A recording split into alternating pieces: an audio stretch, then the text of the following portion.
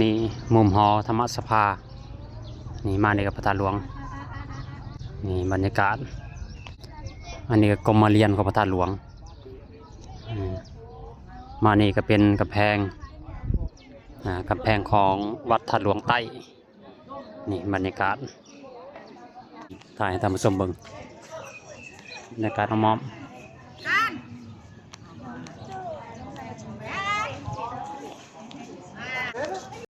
นี่อันนี้คือบรรยากาศ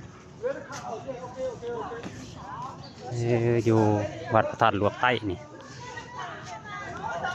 อยู่พระธาตุหลวงใต้เด้อนี่เด้ออันนี้ก็เป็นหอแจกของพระธาตุหลวงใต้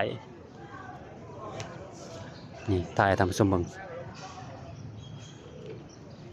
นี่ต้นไม้นี่ใหญ่ใหญ่ต้นไม้แก่นจันทร์ที่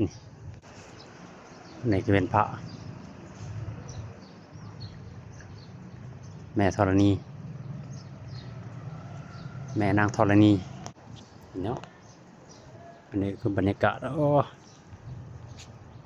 บรรยากาศมอมบรรยากาศมอมของวัดวาอารามเพิ่นนี่บรรยากาศ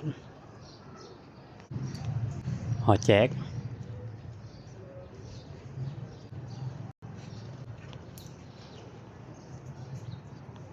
บรรยากาศมอมแล้วก็จอมพระธาตุหลวง